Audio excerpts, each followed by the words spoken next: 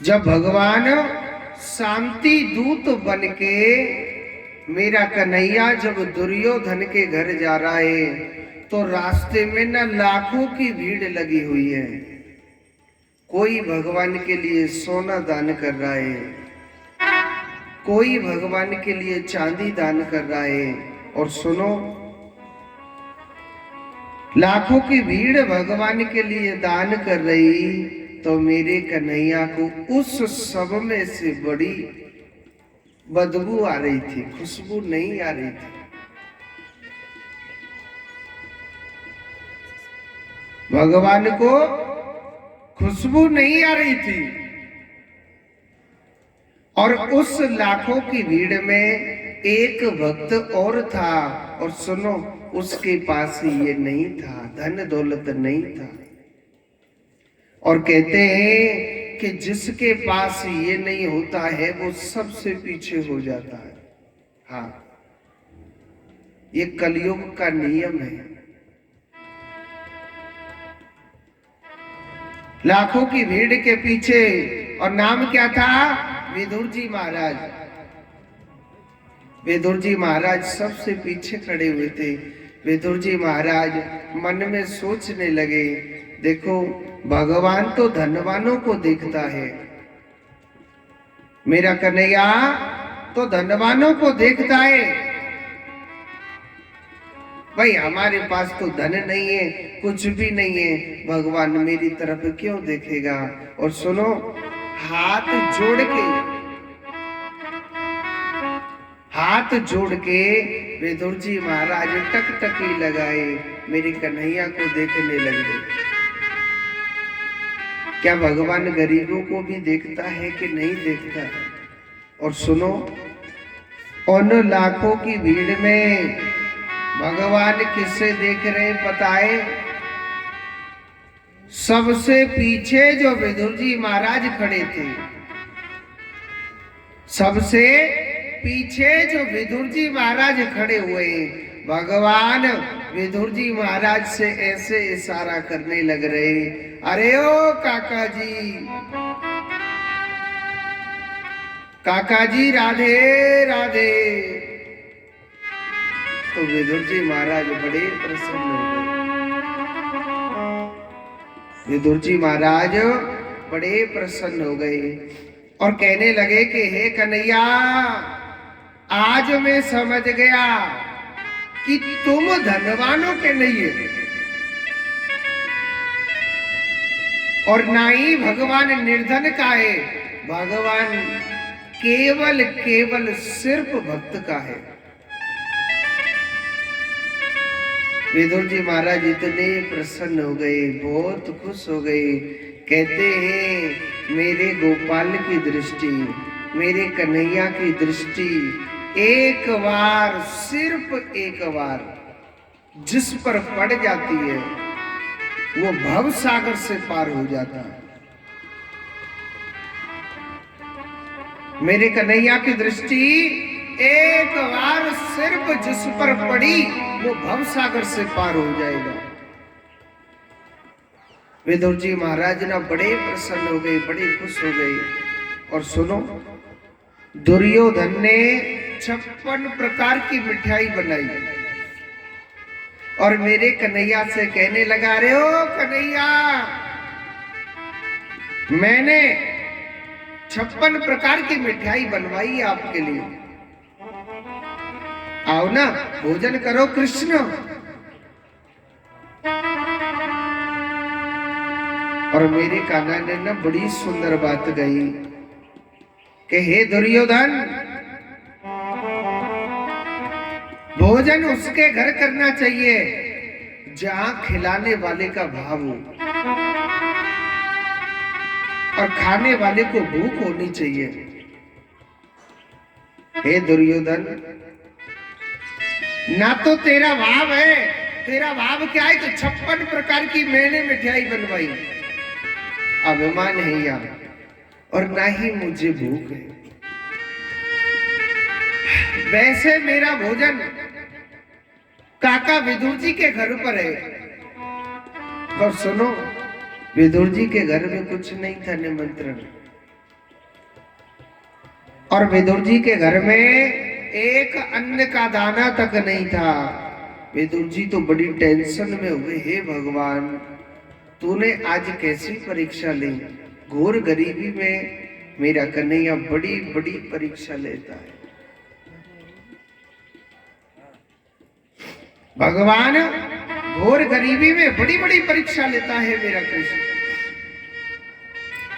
काका विदुर जी तुरंत दौड़ पड़े, अपने घर पर गए और अपनी पत्नी से कहने लगे कि हे विदुरानी, आज भगवान श्री कृष्ण गोपाल गोविंद माधव आज हमारे घर भोजन करने आ रहे हैं। विदुरानी घर में कुछ खाने के लिए है क्या? विदुरानी कहने लगे आज के दिन तो एक अन्न का दाना तक भी नहीं है हमारे घर में। आप गोविंद को क्यों निमंत्रण दे के आए? उन्होंने कहा कि मैंने नहीं दिया, गोविंद ने स्वयं दिया है निमंत्रण। हजारों लाखों मनुष्यों के सामने बोला था कि मेरा निमंत्रण काका विदुर जी के घर पर है, अब हम क्या खिलावे कृष्ण के लिए? विदुर जी कहने लगे आपके पास कुछ गहना है क्या, गिरवी रखे हो? भगवान का तो पेट भरना पड़ेगा, पड़ेगा कि नहीं पड़ेगा? अरे आपके पास कुछ गहना है क्या? विदुरानी कहने लगी आपने सारा गहना तो गिरवी रख दिया, आपने सारा गहना तो गिरवी रख दिया, अब मैं क्या रखूं, मैं आपके लिए क्या दूं? और सुनो, विदुर जी तुरंत अपने घर से दौड़ पड़े, चाहे मैं अपने आप को गिरवी रखूं मगर भगवान के लिए, कृष्ण के लिए, अपने माधव के लिए मैं भोजन की सामग्री लेकर के आऊं। और इतने में ही कन्हैया पहुंच गया घर पर। विदुर जी तो घर से बाहर गए थे सेठ जी के पास। विदुरानी स्नान घर में स्नान कर रही, यहाँ भाव देखो, प्रेम देखो, कैसा प्रेम है, कैसा भाव है, देखो, चिंतन करो। मेरा कन्हैया दरवाजा खटखटाने लग रहा है और कहने लगा अरियो काकी, मैं कृष्ण तेरे घर पर चल करके आया हूं। विदुरानी मेरे कान्हा के प्यार में ऐसी पागल हो गई, ऐसी भक्त थी, स्नान घर में स्नान करने लग रही। और सुनो, स्नान घर से निवस्त्रहीन, जिसके तन पे कोई वस्त्र नहीं, और दौड़ी दौड़ी जा रही है, गोपाल घर आया, गोविंद घर आया, मेरा माधव मेरे घर आया, मेरा गोपाल मेरे घर आ गया, मेरा कृष्ण मेरे घर आ गया, ऐसे कीर्तन करती हुई जा रही है। भगवान सोचने लगे मेरी काकी विदुरानी कैसी पागल हो गई, जिसके तन पे कोई वस्त्र नहीं, निवस्त्रहीन ही आ रही है। भगवान ने क्या किया, एक कपड़ा लिया, एक वस्त्र लिया, अपना पटका लिया और काकी विदुरानी को उड़ाया, क्योंकि विदुरानी कृष्ण भक्त थी, सच्ची कृष्ण भक्त। उसके हृदय में भाव था भगवान से प्रेम का। भगवान कहने लगे काकी, अरियो काकी, मेरे काजी चौकी दो ना, बैठने के लिए स्थान दो ना। सुनो, घर के अंदर से चौकी लेकर के आ रही है और चौकी भी सीधी नहीं, उल्टी बिछा रही है, क्योंकि मेरा कृष्ण तुम्हारी मखमल के गद्दे का भूखा नहीं है।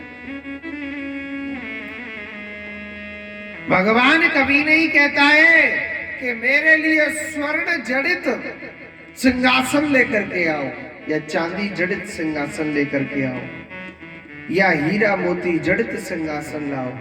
मेरा कृष्ण सिर्फ सिर्फ तुम्हारे भाव का भूखा है।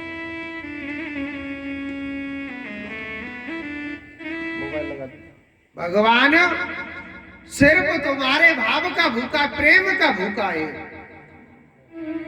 चौकी लेकर के आई भगवान के लिए, सीधी भी चौकी नहीं, उल्टी बिछा रही है। और सुनो, भगवान उस चौकी पर जैसे ही बैठने को करे तो कभी पाटे को खींच करके इधर बिछा देती है, कभी उधर बिछा देती है, कभी उधर बिछा देती है। भगवान कहने लगे, अरे ओ काकी, काकी मोए बड़ी जोरते भूख लग रही है, काकी मोकू कच्चू खावे को दे देना। एक बात बोलूं, मैंने आपको बताया ना कि भगवान घोर गरीबी में बड़ी बड़ी परीक्षा लेता है। ऐसा मेरा मुरली वाला, ऐसा मेरा परमात्मा है। भगवान घोर गरीबी में बड़ी बड़ी परीक्षा लेते हैं। घर में एक अन्न का दाना तक नहीं है, क्या खिलाए भगवान के लिए। और मेरा कन्हैया कह रहा है, काकी, अरे ओ काकी मोकू कच्चू खावे को दे देना, बड़ी जोरते भूख लग रही है मोकू। सुशीला विदुरानी सोचने लगी कि मैं भगवान के लिए क्या खिलाऊं, मैं कृष्ण के लिए क्या खिलाऊं भगवान के लिए। और सुनो, बाग में गई, थोड़े से केला थे और भगवान के लिए केला लेकर के आई। भगवान के लिए क्या लेकर के आई? केला लेकर के आई। और सुनो, केला भी भगवान को कैसे खिला रही है? केलाओं को छील करके, केलाओं को छील करके, और केला को तो साइड में पटक देती है और भगवान को केले के छिलके खिला रही है। साग विदुर घर खायो, और भगवान को उन केले के छिलके खाने में बड़ा आनंद आ रहा है। भगवान को बड़ा आनंद बरस रहा है केला के छिलके खाने में, क्योंकि भगवान सिर्फ भाव के भूखे हैं। मेरा कन्हैया कभी नहीं कहता है कि आप 50 किलो भागवत में रसगुल्ला चढ़ाओगे तभी भगवान खुश होगा। भगवान कभी नहीं कहते हैं कि आप 1 कुंटल केला लेकर के आओ यहाँ कथा में तभी फल मिलेगा। भाव का भूखा हूं मैं, भाव ही एक सार है, भाव से मुझको भजे तो बेड़ा उसका पार है। भगवान सिर्फ भाव का भूखा है। अगर दिल से कहोगे कि हे कृष्ण आप पे कुछ नहीं है, हाथ जोड़ के कहना, हे माधव मैं तेरे लिए ना वृंदावन के पेड़े लेकर के आयो, खाना आप खाओ ना, और सुनो देखना मेरा कृष्ण जरूर खाएगा। भगवान कहता है खिलाने वाला चाहिए, मैं तुरंत दौड़ा चला जाता हूं। अभाव से मुझको मुनि पुकारे। अभाव माने जिसके दिल में प्रेम ना हो,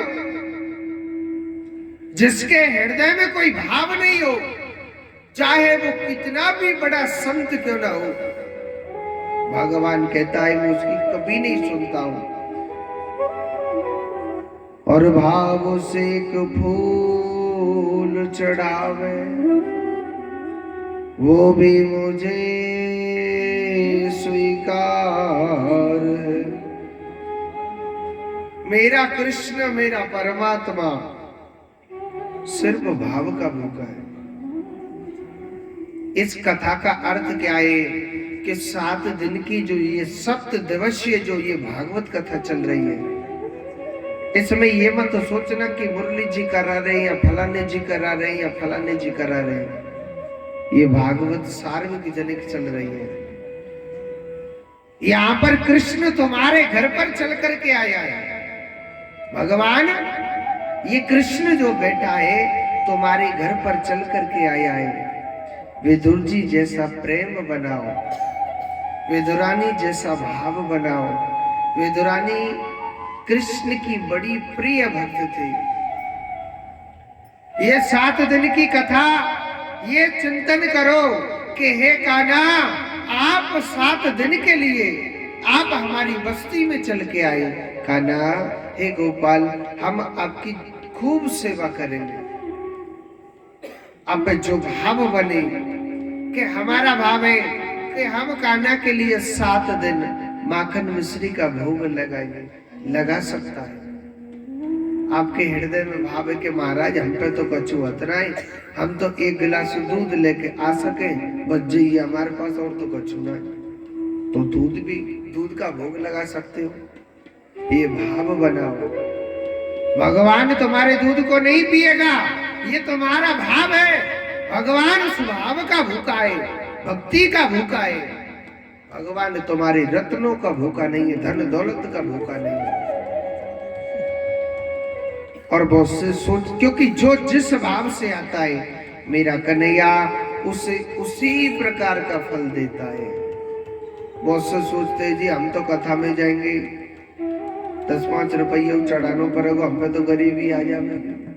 हाँ सोचते हैं, भगवान उसको वैसा ही फल देता है कि तू इस दरबार में अगर खुशियां बांटेगा, दिल से कुछ बांटेगा, भगवान तेरे घर में भी दिल से सुख देगा।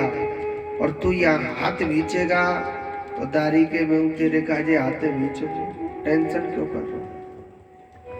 जस करनी तस भोग उताता, जो मनुष्य जिस प्रकार का कर्म करता है उस प्रकार का भोगना ही पड़ता है।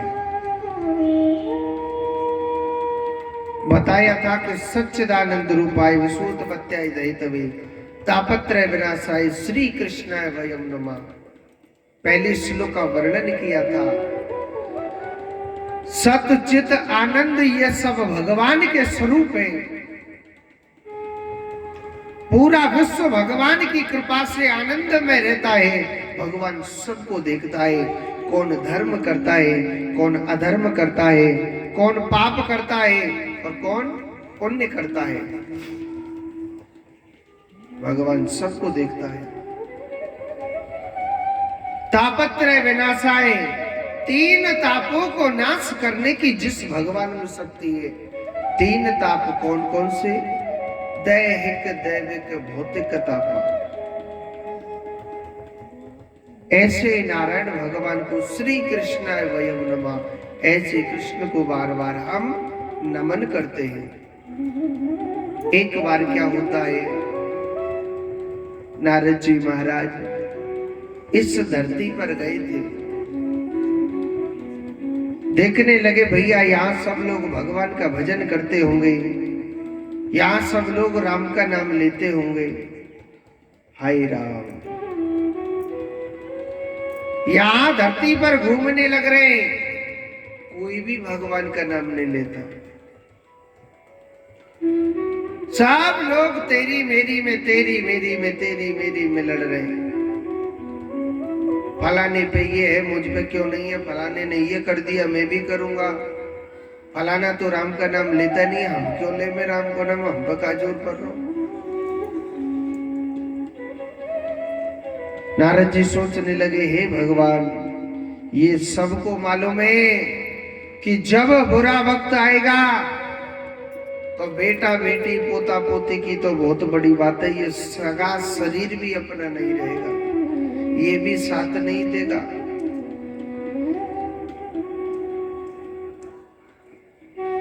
नारद जी पूरी पृथ्वी पर घूम रहे, देख रहे, कोई भी मनुष्य प्रभु की भक्ति नहीं करता है, कोई भी मनुष्य भगवान का नाम नहीं लेता है। अहम तो पृथ्वी यातो ज्ञात्वा सर्वोत्तमामिति पुष्करम च प्रयागम च काशी गोदावरी। नारद जी से तो बंधुरा में स्वरूप क्षेत्र हरिद्वार चारों तरफ घूम लिए, कहीं भी उनको शांति नहीं मिली। और सुनो, घूमते घूमते पता कहां चले गए, श्री धाम वृंदावन पहुंच गए। वृंदावन में देखा कि जमुना के किनारे एक स्त्री बैठी बैठी रोने लग रही है। जमुना के किनारे एक स्त्री बैठी बैठी रोने लग रही है। नारद जी गए और उस स्त्री से पूछने लगे। वहां पर दो वृद्ध पुरुष, बूढ़े पुरुष पड़े हुए थे मूर्छा में। नारद जी कहने लगे, हे देवी, आप कौन हो? क्या आपका नाम है? आपके पास ये दो वृद्ध पुरुष पड़े, ये कौन है? देवी, आप बताओ ना। मैं देख रहा हूं पूरी दुनिया अपने काम धंधे में लिप्त हो रही है, मगर आप बैठी बैठी रो रही हैं। हे देवी, आपकी क्या कष्ट है?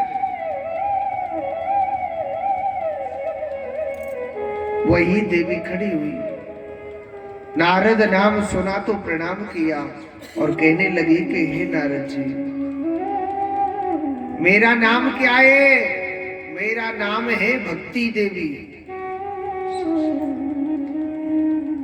महाराज, मेरा नाम है भक्ति देवी।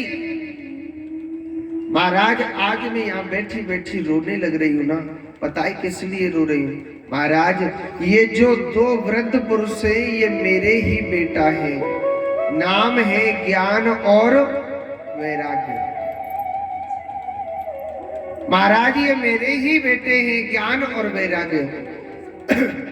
तो महाराज, मेरे पुत्रों को मूर्छा छाई है। कलयुग में जो जो पाप फैल रहा है, जो जो अत्याचार फैल रहा है, महाराज, मेरे पुत्र ज्ञान वैराग्य वृद्ध होते जा रहे हैं। हे नारद जी, आप कैसे भी कृपा करो, आप मेरे पुत्रों के कष्ट को दूर करो ना। नारद जी बड़ी टेंशन में हो गए। हे भक्ति माता, कहते हैं कि चाहे किसी कसाई का घर क्यों ना हो, चाहे किसी कसाई का घर क्यों ना हो, चाहे किसी शूद्र का घर क्यों ना हो, अरे कहते हैं कि जिस घर में भक्ति माता पहुंच जाती है, वह हर प्रकार का सुख फैलने लग जाता है। हे भक्ति माता, हे भक्ति माता, आपके इस दुख को देख करके मैं बड़ा दुखी हूं। चाहे किसी कसाई का घर क्यों ना हो, चाहे किसी शूद्र का घर क्यों ना हो, चाहे किसी ब्राह्मण का घर क्यों ना हो, अरे जिस घर में भक्ति माता पहुंच गई,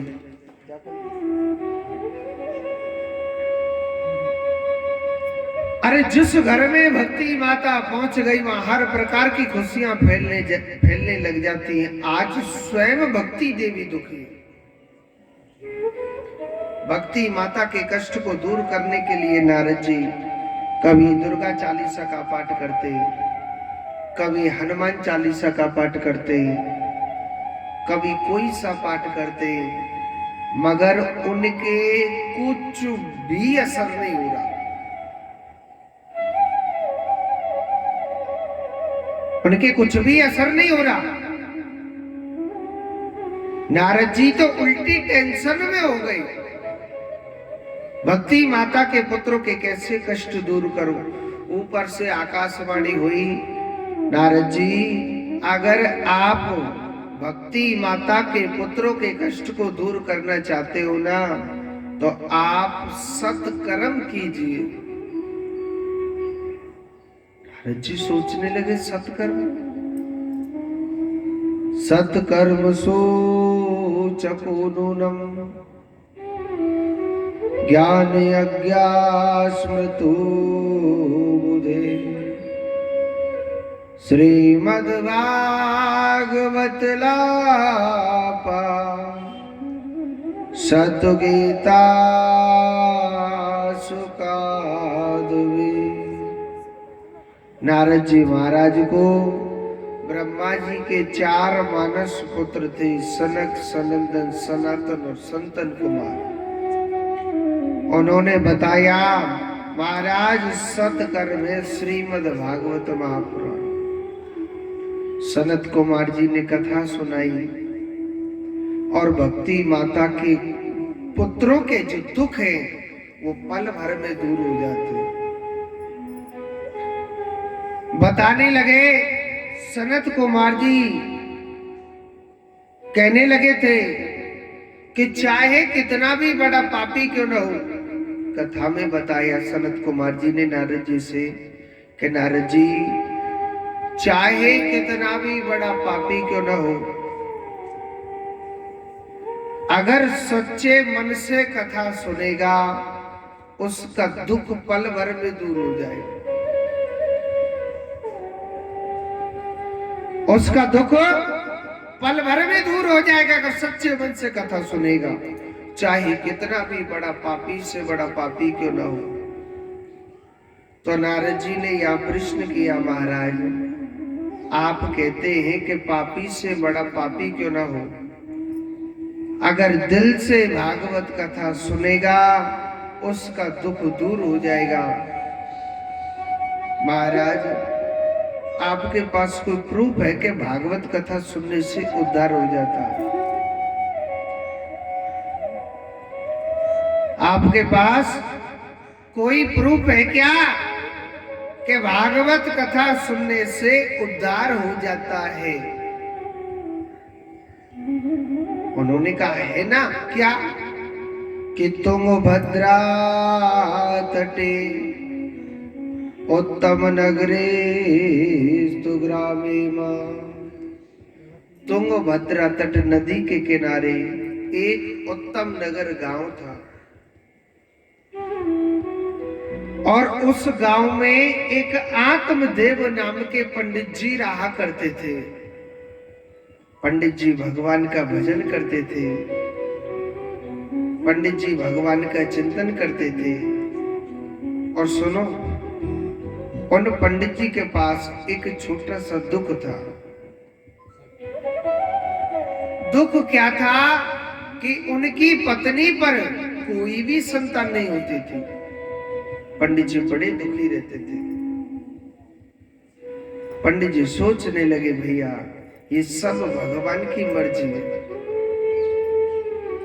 कहिए ना रामायण में कि हानि लाभ जीवन मरण यस अपयस विद्या। हानि का होना, किसी चीज का लाभ हो जाना या मरना या जन्म देना उसके हाथ है। पंडित जी भगवान के ऊपर छोड़ देते थे। ब्राह्मण थे, गौ माता रखते थे, मगर गौ माता भी बांझ हो गई थी। और सुनो, वह ब्राह्मण अपने घर में तुलसी का वृक्ष लगाते थे। और सुनो, एक छोटी सी बात है, हमारे हिंदू धर्म में हर घर में तुलसी का वृक्ष होना जरूरी है। जिसके घर में तुलसी का वृक्ष नहीं है वह घर शमशान घाट के समान माना जाता है। क्या माना जाता है? सारेगामा कारवा। शमशान घाट के समान माना जाता है। तो पंडित जी के घर में तुलसी का भी वृक्ष था, मगर वो भी खत्म हो जाता था, सूख जाता था। धीरे धीरे पंडित जी को पड़ोसियों ने भड़का दिया, अरे महाराज आपके घर में बेटा नहीं है, आपके घर में गौ माता है मगर वो भी बांझ हो जाती है। महाराज आप तो पत्नी पर भी कोई संतान नहीं, गौ भी बांझ हो गई, पत्नी भी बांझ हो गई और तुलसी का वृक्ष खत्म हो जाता है। आपके घर में तो भूत आ गए, आपके घर में ये करा दिया वो करा दिया। पंडित जी को टेंशन में डाल दिया। और सुनो, धीरे धीरे दुनिया वाले उन पंडित जी से नफरत करने लगे। कैसी नफरत? कि ऐसे विप्र का, ऐसे ब्राह्मण का तो मुख देखना भी बेकार है जी, इसके कोई संतान नहीं है। बड़ी नफरत करने लगे। महाराज इतनी नफरत करने लगे, उन पंडित जी का तो मुख देखना भी पसंद नहीं करते थे लोग बाग। पंडित जी सोच रहे लाला कर तू जी के का करे वो जब दुनिया ही नफरत करे होते हैं। और सुनो पंडित जी बियावान जंगल में मरने के लिए चल दिए थे। हाँ जी, मगर एक छोटी सी बात बताऊं, मृत्यु हमारे कहने से कभी नहीं आती है, ये पक्की बात लिख लेना। हम चाहें कि हे भगवान हमें उठा ले, कभी मौत नहीं आएगी। जिस दिन वहां से लिखती है वो मृत्यु तभी आती है, न करंट के तारे पकड़ लीजिए चाहे ऊपर छत पे ते गिर जाइयो, जब नहीं लिखी तो सर पे तेरे हाथ पांव टूटेंगे और दुख भोगेगा। हाँ, मगर मौत नहीं है। इस दुनिया में मैं एक छोटी सी बात बताता हूं, मृत्यु किस्मत वालों को मिलती है, नसीब वालों को। मौत हर किसी के नसीब में नहीं होती है, वो बड़ा किस्मत वाला होता है जो हंसी खुशी आता है और हंसी खुशी चला जाता है, वो बड़ा किस्मत वाला होता है। मृत्यु हर किसी के नसीब में नहीं है। इस दुनिया में ऐसे ऐसे जीव इस संसार में पड़े हुए कि खाट में पड़े पड़े 5-5 वर्ष बीत गई, भजन कर रहे भगवान से कि हे भगवान हमें उठा ले, हमें उठा ले, मगर कमबख्त मौत फिर भी नहीं आती। वो बड़ा किस्मत वाला होता है जो हंसी खुशी आता है और हंसी खुशी चला जाता है, वो बड़ा किस्मत वाला होता है। बोल वृंदावन बिहारी लाल की जय। एक आस तुम्हारी है, विश्वास तुम्हारा है, अब तेरे सिवा का ना कहो कौन हमारा है।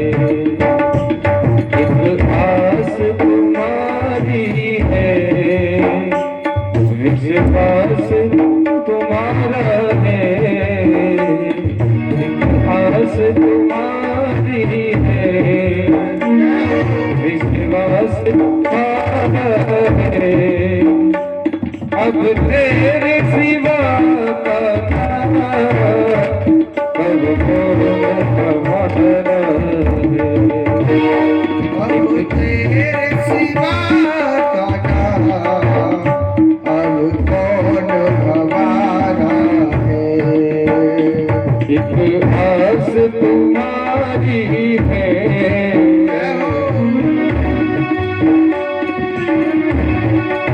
मीठी मीठी ताली बजाते हुए श्री राम।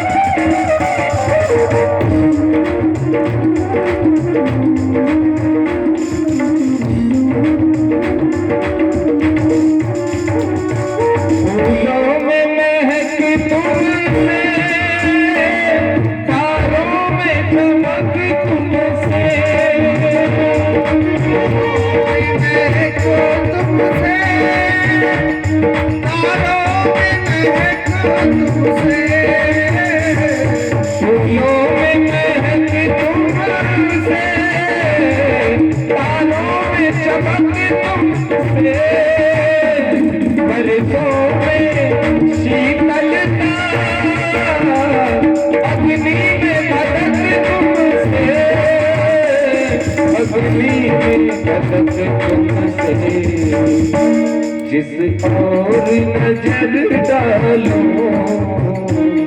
देखो तेरा ही नजारा है, जिस और नजर डालो तेरा ही नजारा है, अब तेरे सिवा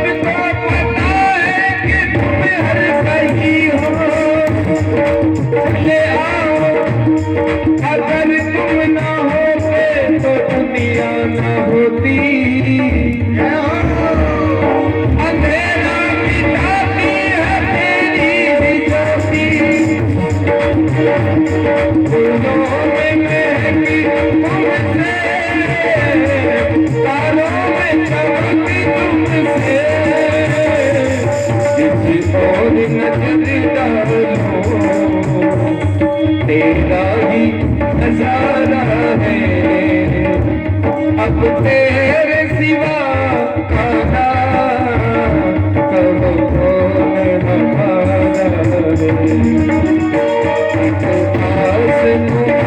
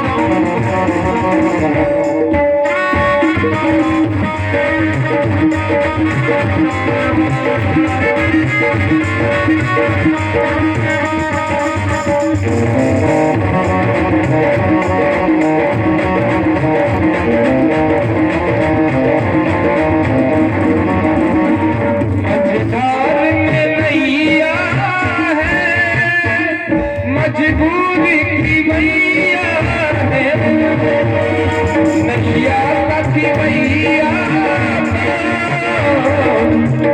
एक कन्हैया है, मेरा एक कन्हैया है।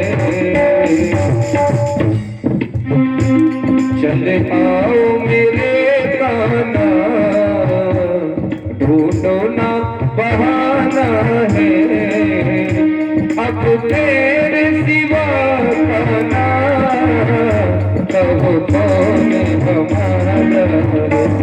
ताली बजा के तेरे सिवा खाना कब कौन हमारा।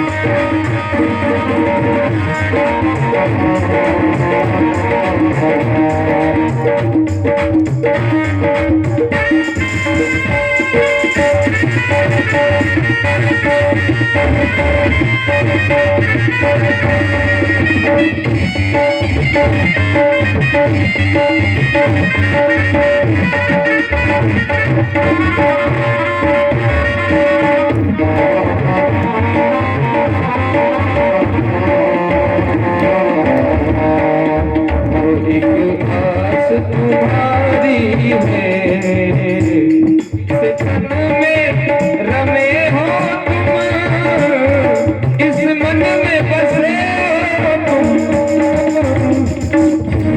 इस मन में बसे हो तुम।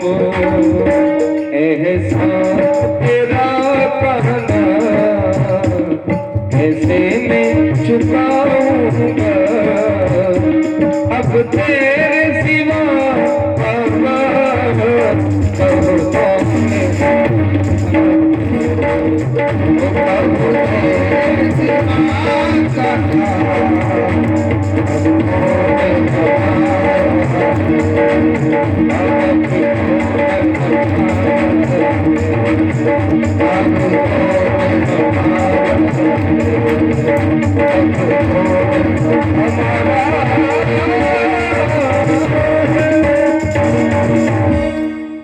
गोविंद भगवान की। एक बार जोर से बोलो।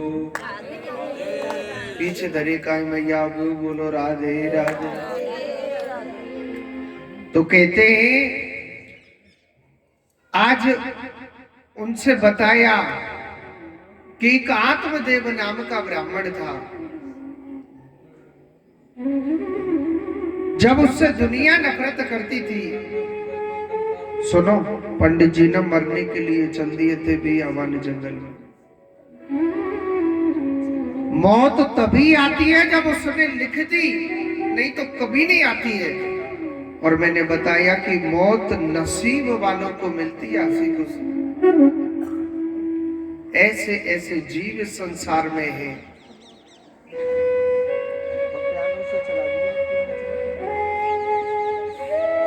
ऐसे ऐसे जीव इस दुनिया में हैं। ऐसे ऐसे जीव इस दुनिया में हैं। बड़े बड़े विचित्र जीव इस दुनिया में। अब सुनो, आत्मदेव ब्राह्मण मरने के लिए जा रहा है।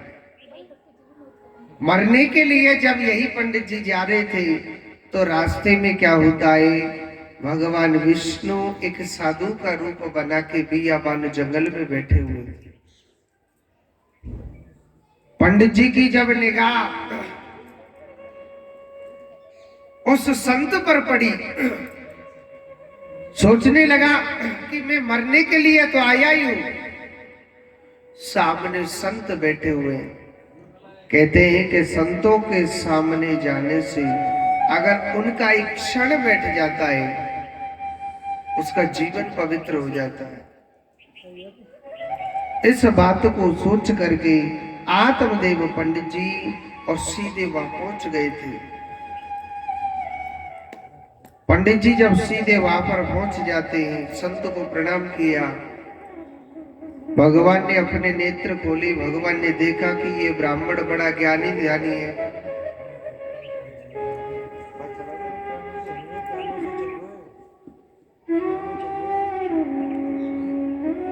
बड़ा ज्ञानी ध्यानी है। तो कहने लगे कि हे ब्राह्मण, आप ऐसे लगते ही न जाने कितने ज्ञानी ध्यानी हैं। आपके माथे पे टीका है, चोटी भी है, जनेऊ डला हुआ है। कहने लगे कि हे ब्राह्मण, आपका जो ललाट है वो मुरझाया हुआ है। हे ब्राह्मण, आपकी क्या दुख है? आप मुझे बताओ ना ब्राह्मण, क्या कष्ट है आपके? तो कहने लगा, महाराज आपको क्या बताऊं, मैं भगवान का भजन करता हूं, मैं भगवान की पूजा पाठ करता हूं महाराज। मेरी जो पत्नी है उस पर कोई संतान नहीं होती है महाराज। और प्रभु, मैं आज इस बियाबान जंगल में अपने प्राणों को त्यागने के लिए आया हूं।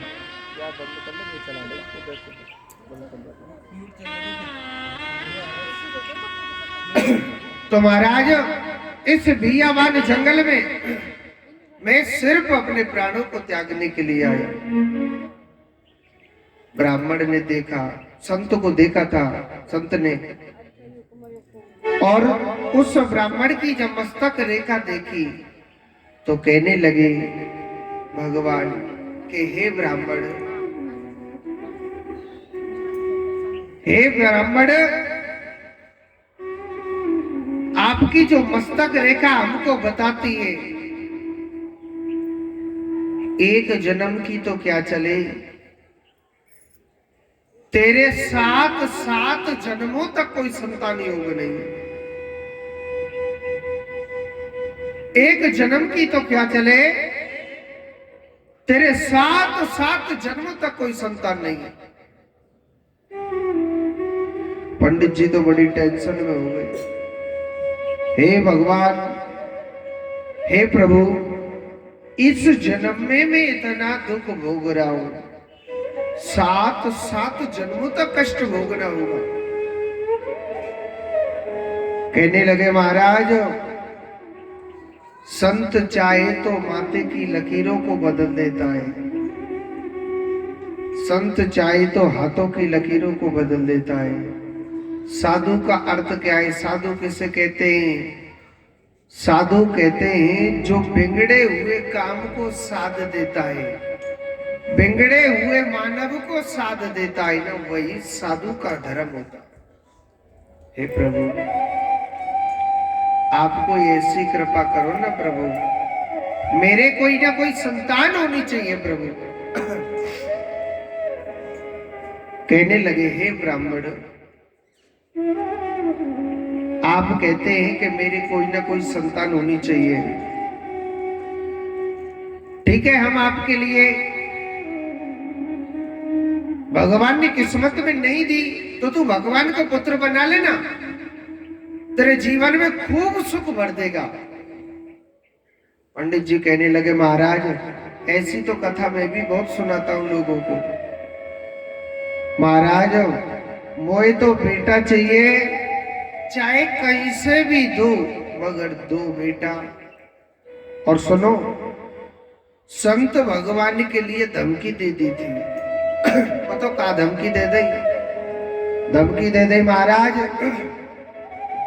अगर मुंह पे बेटा ना भयो ना, मैं अपना सर पटक पटक के आपके चरणों में प्राण त्याग दूंगा। पंडित जी ने तो एक बात सोच ली, मैं तो मरने को आयो, माना मरे तो यहाँ मर जा, पानी में डूब के नहीं मरे तो मुंह फोड़ के मर जा, मरनो तो ये मर। मगर भगवान सोचने लगे, भैया जी चौकी गिरने लगी हमारे पीछे, हमारे पीछे ये चौकी गिरने लगी। संत फिर भी समझा रहे, मगर पंडित जी के एक भी बात समझ में नहीं आ रही। उन्होंने तो कही, महाराज मुझे तो बेटा चाहिए, चक्कौते मिले। तो संत कहने लगे, ठीक है, जैसी नारायण भगवान की इच्छा।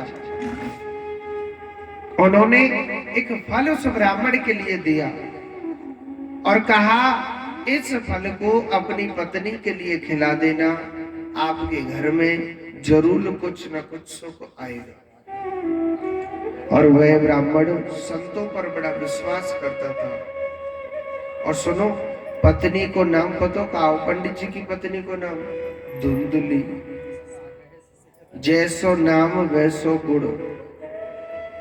पति देव जी आ जाए तो पूजा की थाली लेकर के दरवाजे के सामने खड़ी रहती पति का स्वागत करने के लिए। और पति घर से बाहर चले जाए तो या पड़ोसन से झगड़ना, वह पड़ोसन से झगड़ना, बातें लड़ना, ऐसी झगड़ालू वो स्त्री थी। बड़ा झगड़ा करती रहती थी वो। और पति देव घर से बाहर चले गए तो लड़ाई चालू। पति देव घर पे कुछ फल लेकर के गए, कहने लगा, रियो देवी देखो मैं तुम्हारे लिए क्या लेकर के आया हूं। पत्नी कहने लगी, कहां लेके आई?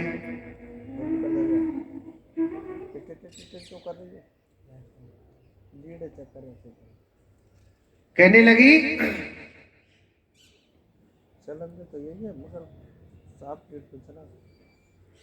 तो पत्नी देवी कहने लगी, ये तो फल है, आप रोज लेकर के आते हैं।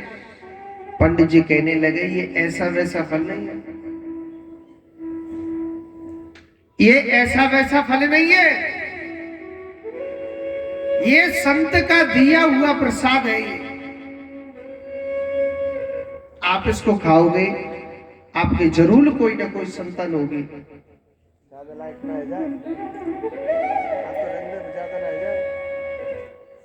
ये संत का दिया हुआ फल है, ये ऐसा वैसा फल नहीं है, ये संत का दिया हुआ फल है।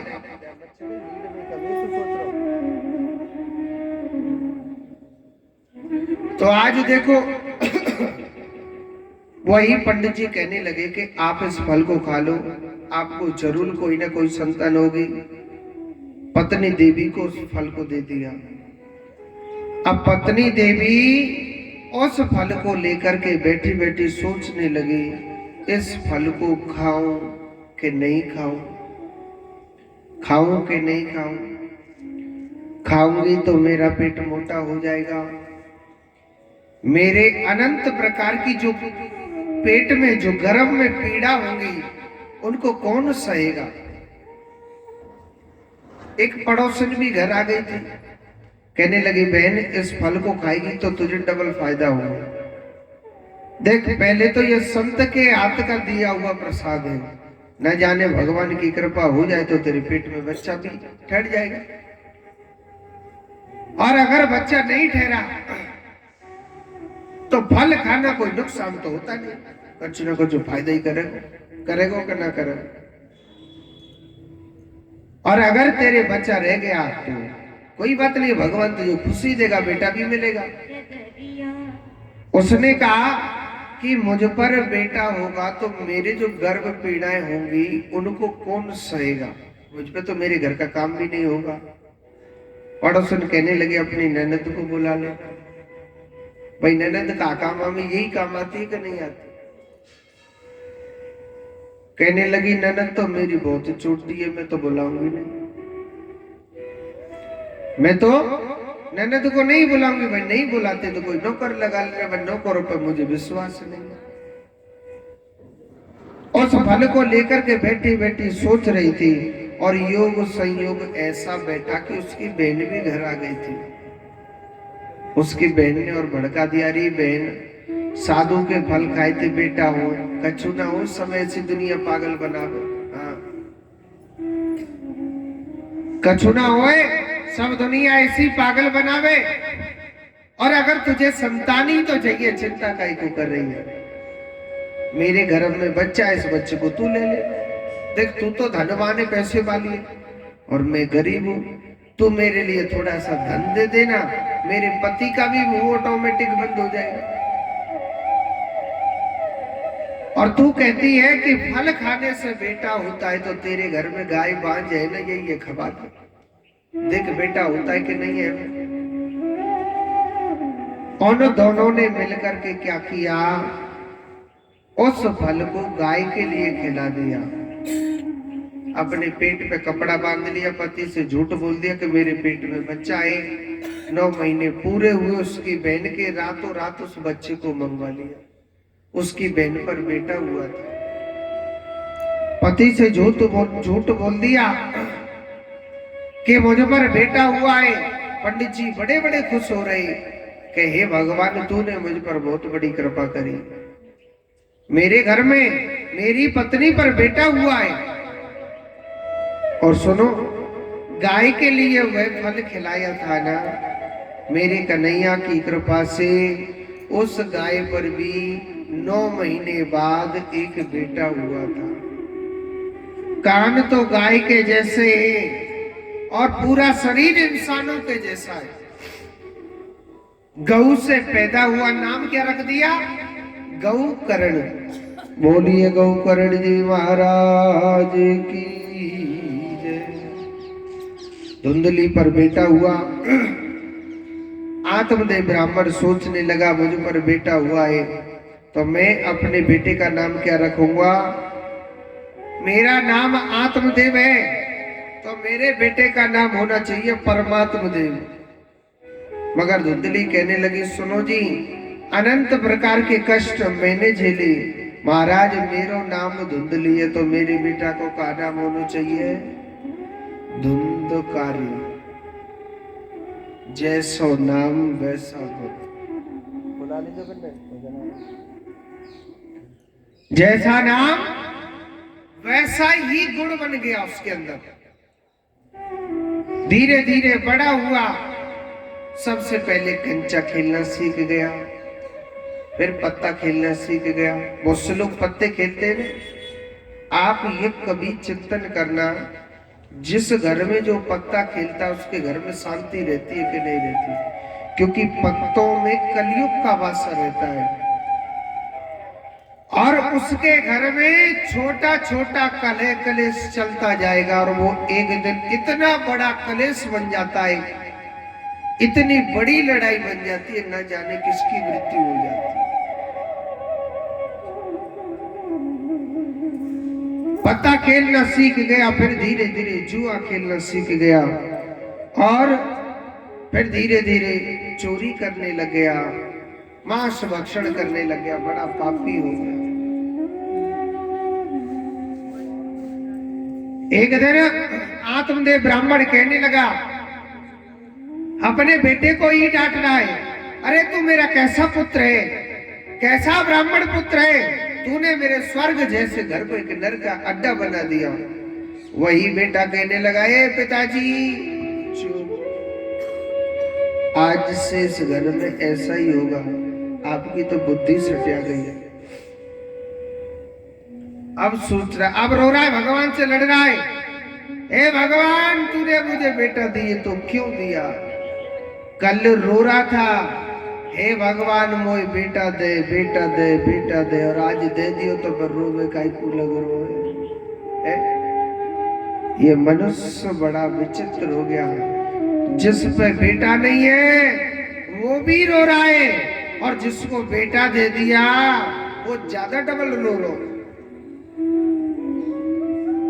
और जिसका बेटा होकर के मर गया वो भी रोने लग रहा कि भगवान ने तेने दियो और फिर ले लियो, मुझे काई को ले लियो।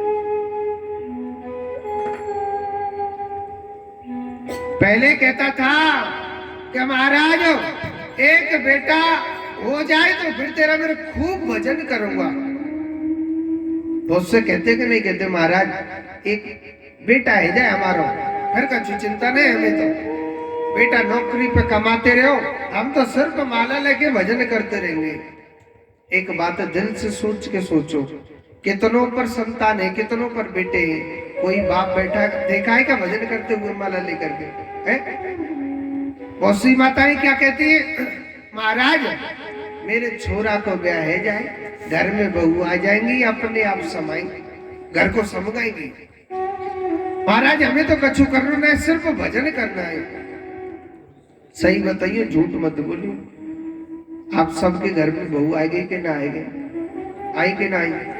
अब वो माला लेके बैठी रहे क्या वो आए आए में लग रही है? अरे तारी क्यों न सोचियो, घर में बहू आ गई ना, जब और ज्यादा माया में फंस जावे फिर कबू ना हो।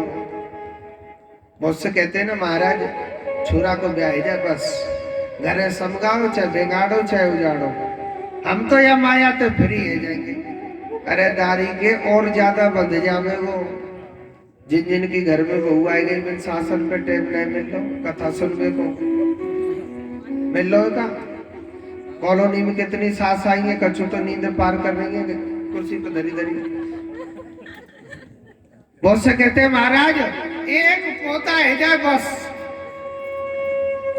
पोता खेलता रहेगा, अपन को करना ही क्या है, गोदी में बैठा के आराम से भजन करते रहेंगे बुढ़ापे में। कितने इनके पोता है, कोई माला लेके बैठे होते को भजन करते हो। भगवान के लिए टाइम निकाला जाता है, निकलता नहीं। जितनी संतान होगी, जितना परिवार बढ़ेगा, जितना पोता पोती दोता दोती होंगे ना, उतनो ये माया जाल में फंसते ही चले जाओगे। हाँ जाने मुझसे कहते ना, महाराज बुढ़ापे में सिर्फ भजन करेंगे और कछु ना करेंगे।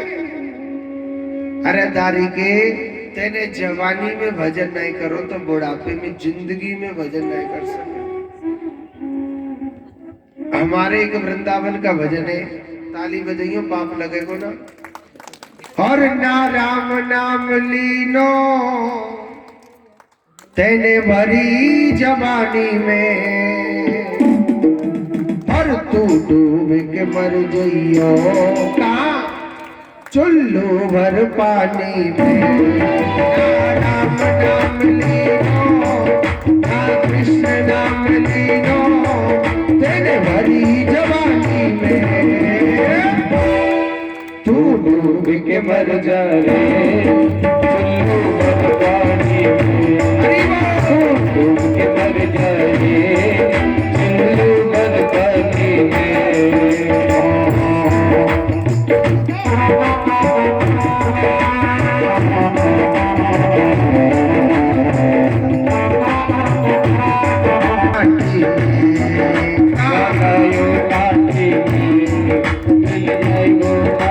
जाएगी काटी में मेरी काया कस जाएगी काटी में। वो पानी को बबूला है, पानी का बबूला है, पानी को बबूला है, पानी का बबूला है। मिल जाएगा पानी में तू डूब के मर जाए चुल्लू भर पानी में। तू डूब के मर जाए चुल्लू भर पानी में। हरि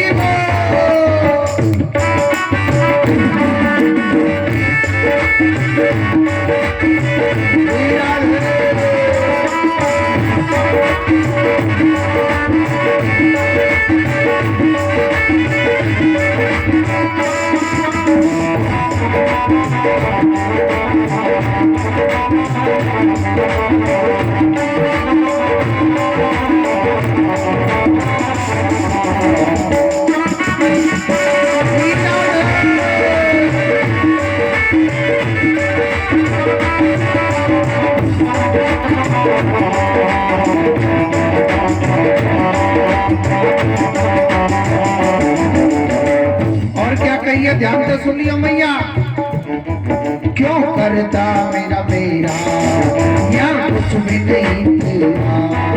क्यों करता मेरा यार कुछ भी नहीं तेरा। क्यों करता मेरा मेरा या कुछ भी नहीं है तेरा। क्यों करता मेरा मेरा यार कुछ भी नहीं है तेरा। एक दिन होगा भैया हर एक में तेरा तेरा। एक दिन होगा भैया हर गट में तेरा तेरा। कछु कमा के ले जाए कछु कमा नहीं पायो, कछु कमा नहीं पायो। ऐसी जिंदगानी में तू डूब के मर जाए मर पानी में। तू डूब के मर जाए चुल्लू भर पानी में। ओ ना राम नाम लियो ना कृष्ण नाम लियो तेरे भरी जवानी में। तू डूब के मर जाइयो मर पानी में।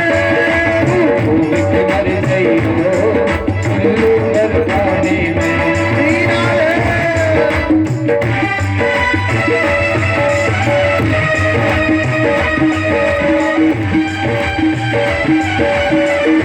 ताली बजा लो।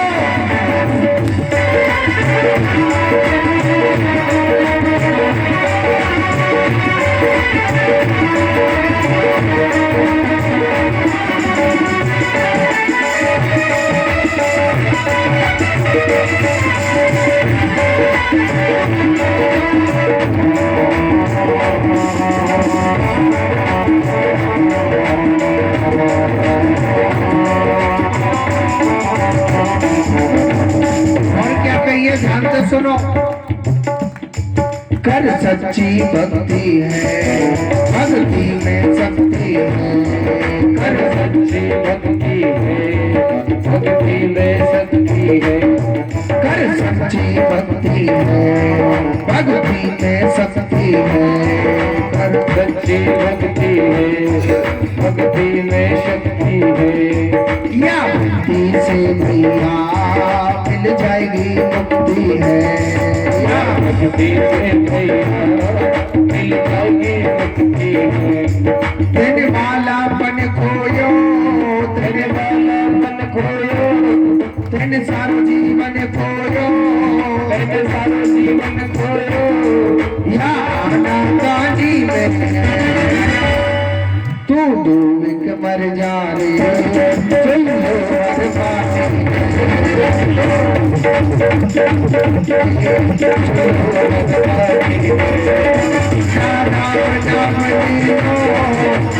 कृष्ण नाम लीनो तेरी भरी जवानी में तू डूब के मर जाए तू मर पानी में तू डूब के मर जाए तू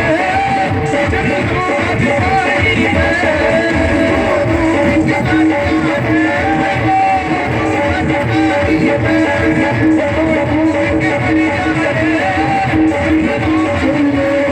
पानी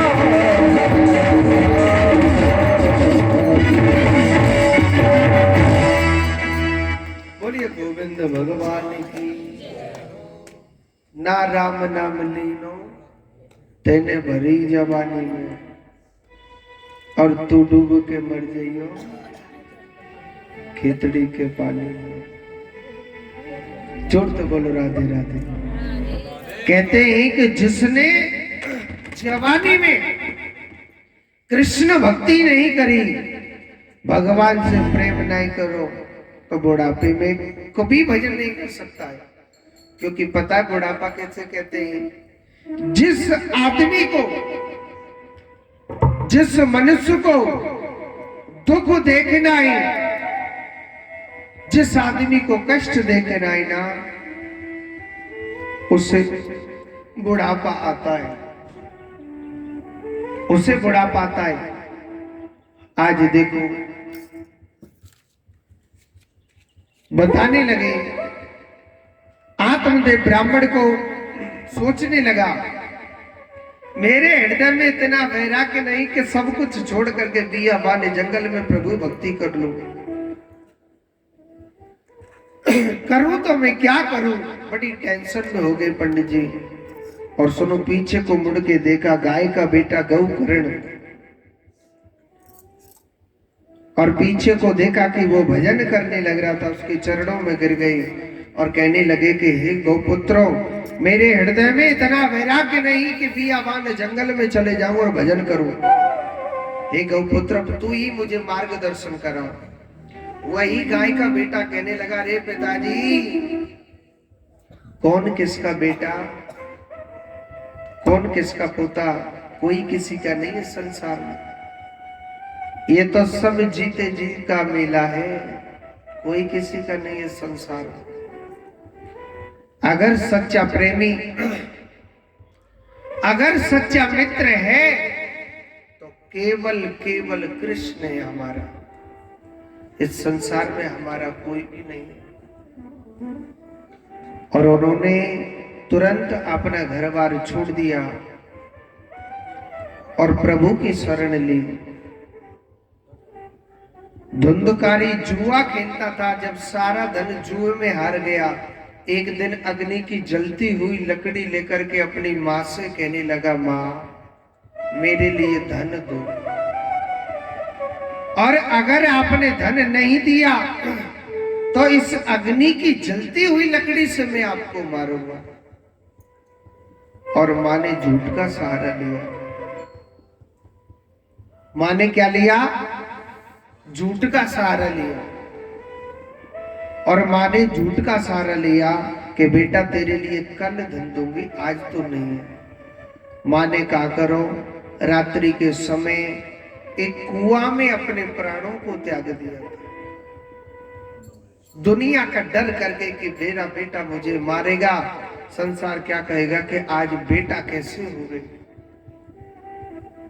अकेला धुंधकारी रहने लगा, 5 वैश्याओं की संगति करने लगा। एक दिन वैश्या सोचने लगी, क्योंकि ये चोरी करता है, ये पाप करता है, और ये पकड़ा जाएगा तो दंड हमको भी मिलेगा, ऐसो करना चाहिए, ना रहेगा बांस तो न बजेगी बांसुरी। अपने ही बेटा को धुंधकारी वैश्याओं ने, उसी धुंधकारी को, सोते हुए धुंधकारी को जलते हुए अंगारों से खत्म कर दिया। और इसी धुंधकारी को प्रेत योनि मिली, और प्रेत योनि से छुटकारा पाने के लिए गौकर्ण जी महाराज ने भागवत कथा सुनाई थी। भागवत कथा वो ज्ञान है। कहते हैं कि भागवत कथा की जितनी दूर दूर तक आवाज जाती है उतनी उतनी जगह पवित्र हो जाती है। भागवत कथा हर कोई नहीं करवाता है, और जिसके यहाँ कथा होती है वो बहुत बड़ा किस्मत वाला होता है। कल मैंने बताया, थोड़ा जल्दी में थे सब लोग। कहते हैं कि राम के नाम के लिए किसी के पास टाइम नहीं है।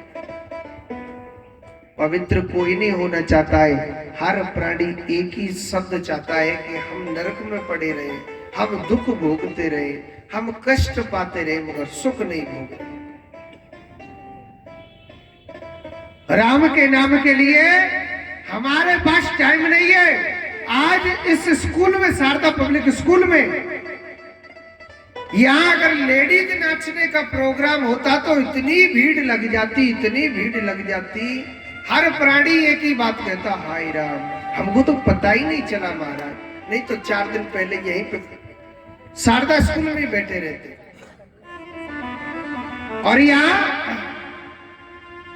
भगवान की कथा होती है, जहां भगवान का नाम लेता है, किसी के पास टाइम ही नहीं है।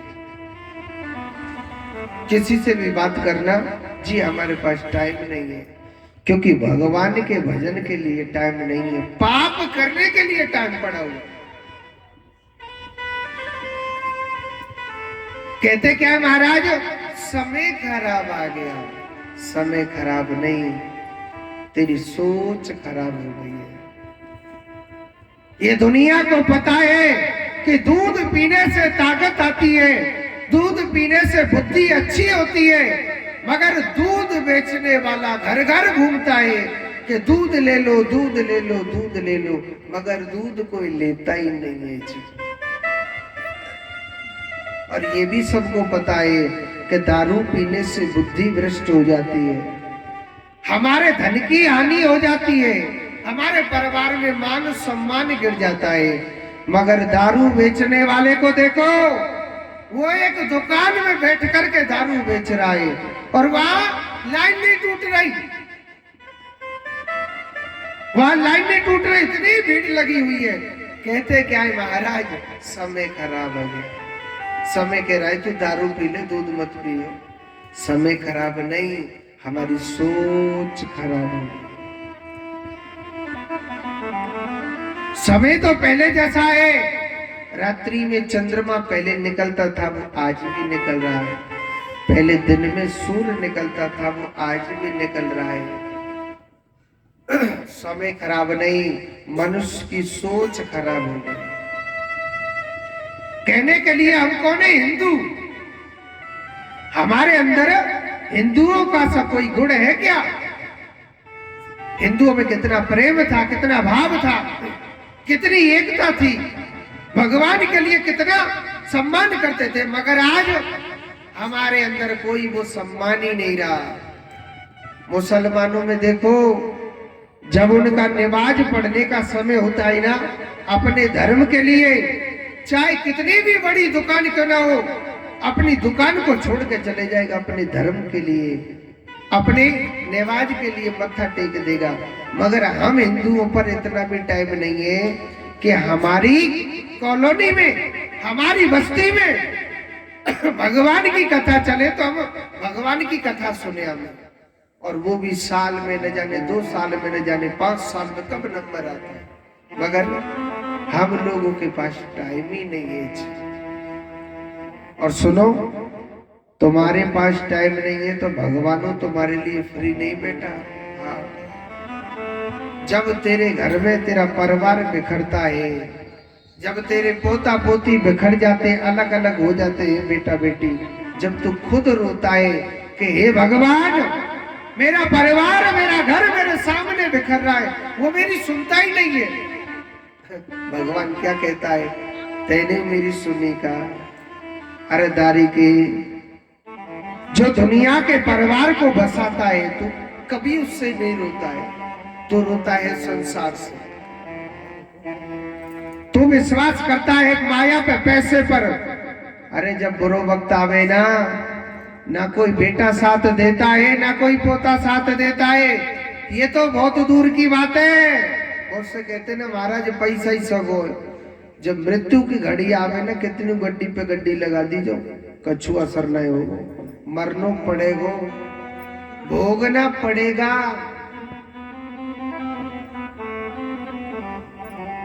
ये भोगना पड़ेगा ही, चाहे तो कितना भी धन लगा देना, संपत्ति लगा देना। संपत्ति केवल कृष्ण नाम की सदैव काम आती है। जाने कृष्ण भजन नहीं करो, जीते जी सुखी न रहेगो। कभी शुगर की बीमारी लग गई, कभी पट्टी से लगा में डॉक्टर साहब आवासी भर का काके में मत, बीपी हाई है गो, लो है गो। कब वो नींद ना आ रही, 5-5 गोली नींद की खा रहा हो, पर फिर वो नींद ना आ रही, खाए को नो पैसा। कोई शुगर को इंजेक्शन लगा रहा है, कोई गोली खा रहा है, कोई कुछ करने लग रहा है। ये कृष्ण नाम की दवा सदैव साथ देती है, कृष्ण नाम की भक्ति सदैव साथ देती है। जो जितनी प्रभु की भक्ति, प्रभु का नाम लेगा, ये अंत समय तक काम आएगी। नहीं तो कितनों टैबलेट पे टैबलेट और सिरप पे सिरप। बोलो वृंदावन बिहारी लाल की। तो चश्मा वाली मैया सो रही है, जोड़ते बोलो राधे राधे। तू जाने तेरो काम जाने, तू जाने तेरो काम जाने।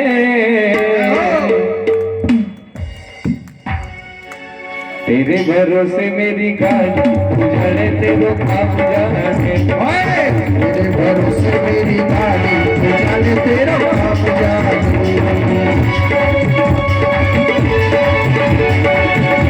तू जाने तेरो काम जाने, तू जाने तेरो काम जाने, तू जाने तेरो काम जाने, तू जाने तेरो काम जाने। तेरे भरोसे मेरी गाड़ी, तू जाने तेरो काम जाने। तेरे भरोसे मेरी गाड़ी, तू जाने तेरो काम जाने। बोलो वृंदावन बिहारी लाल की।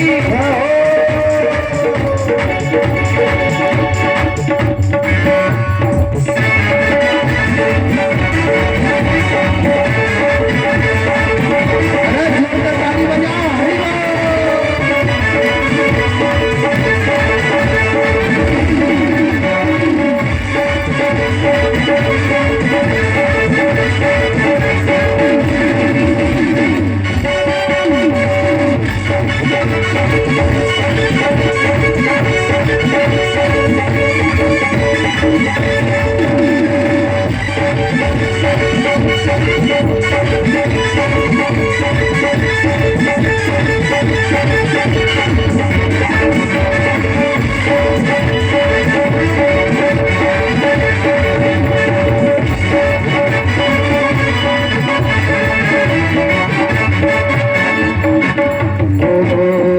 छोड़ दिया सब भार तुम्हें पर, छोड़ दिया सब भार तुम्हीं पर, छोड़ दिया सब भार तुम्हें पर, हाँ, छोड़ दिया सब भार तुम्हीं पर, तुम्हें पर हार तुम्हें पर, तुम्हीं पर हार तुम्हीं पर। तुम्हें हो मेरा सहारा, जाने तेरो काम जाने। तेरे भरोसे मेरी गाड़ी, तू जाने तेरा काम जाने। तू जाने तेरो काम जाने, तू जाने तेरो काम जाने, तू जाने तेरा काम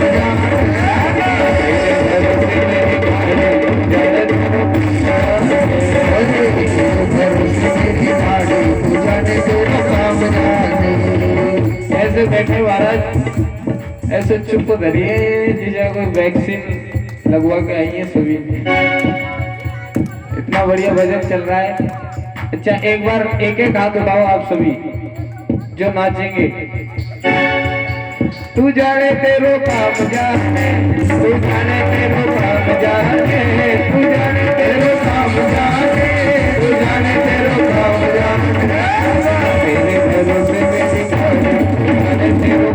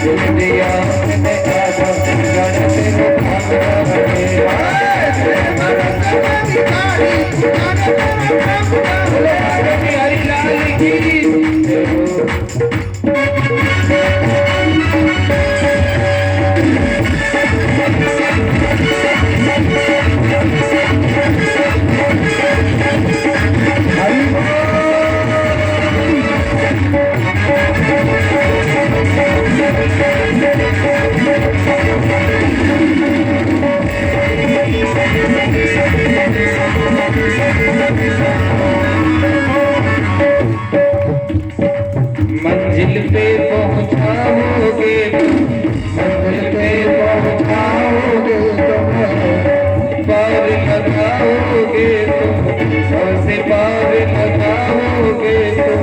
खोज करे दुनिया तू जाने तेरा काम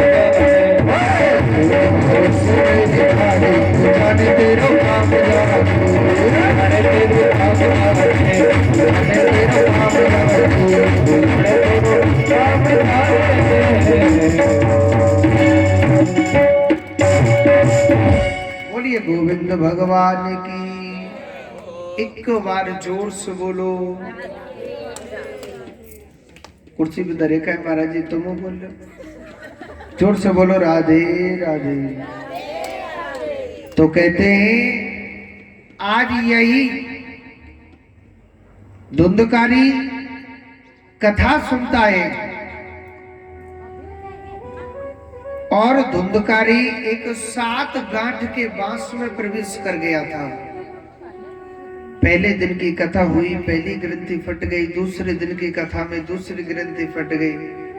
ऐसे 7 दिन की कथा सुनी, ऊपर से विमान आया, धुंधकारी जी का उद्धार हुआ और भगवान के दूत लेकर के चल दिए।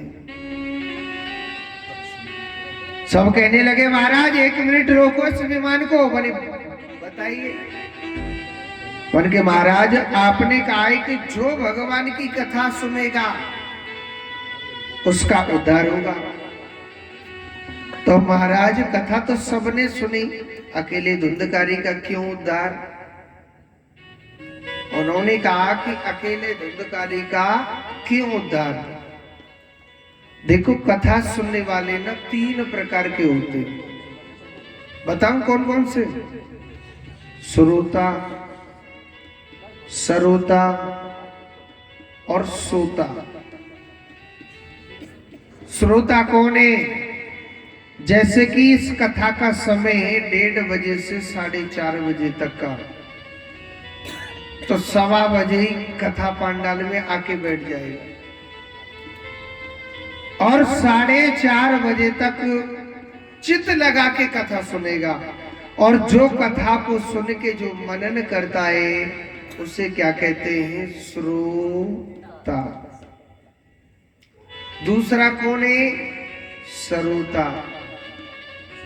सरोता किसे कहते हैं?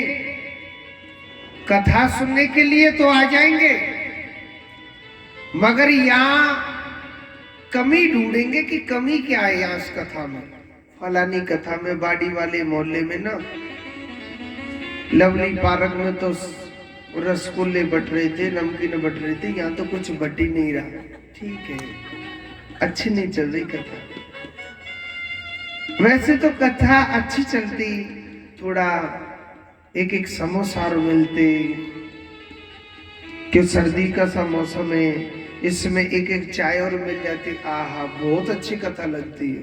पर क्या करें, फीकी कथा चली कुछ, ठीक है। वैसे तो कथा अच्छी चल रही है, मगर यहाँ ये कमी, फलानी कथा में तो ये हो रहा था, इस कथा में हो ही नहीं रहा, फलानी कथा में ये हुआ, इस कथा में तो हुआ ही नहीं है बिल्कुल। इसको कहते हैं सरोता। और तीसरा कौन है मैया? चश्मा वाली, ध्यान से सुन लीजिए, कुर्सी पे धरी का है। तीसरा होता है सोता। बहुत सी बूढ़ी बूढ़ी मैया होती है, घर पे बीतड़ी दोपहर को दे दे, माता जी लो मम्मी जी खिला लो बच्चों को। अब मम्मी जी बेचारी लग रही पूरी दोपहरी में खिलावे काज बच्चों को, और बेटी रानी जी बेड पे सो रही है आराम से टांग फटकार के। मम्मी जी ने सोची कि फलानी जगह चलो कथा चल रही है, चलते कथा सुनने के लिए तो आ जाएंगे। और सुनो, बहू पे बड़ा एहसान करके हमें ला ली, मैं कथा सुनने जा रही हूँ शारदा स्कूल में, ध्यान रख लीजिए घर को, अब तो मैं कथा सुनूंगी।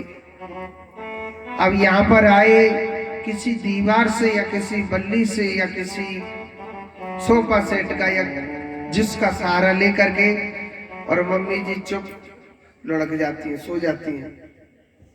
और सुनो, 1 बजे तक 4 बजे तक कथा होती है, खूब सोती है वो।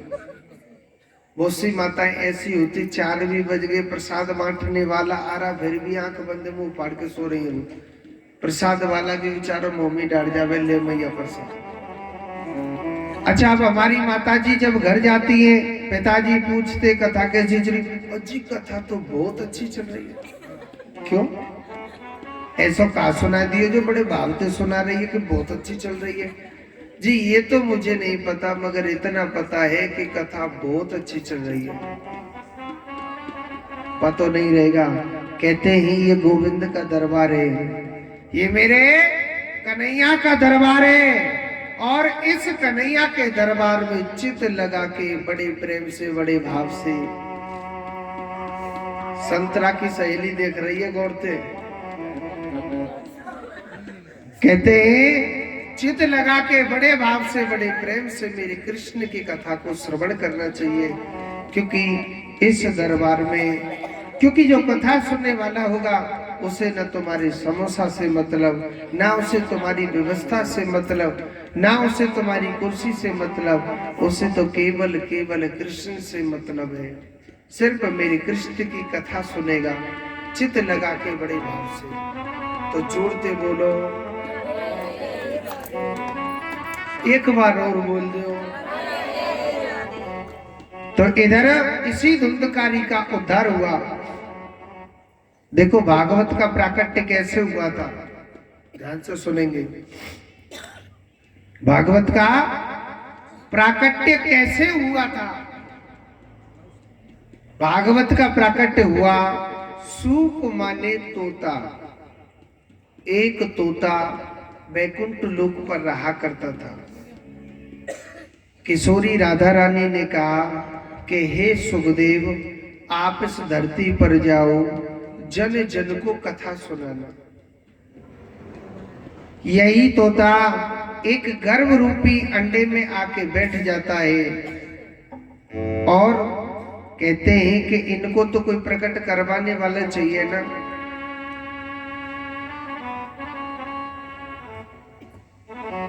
तो कहते हैं कि कोई भी कथा चालू होती है, सबसे पहले नारद जी का नाम आता है, क्योंकि भगवान का मन ही नारद है।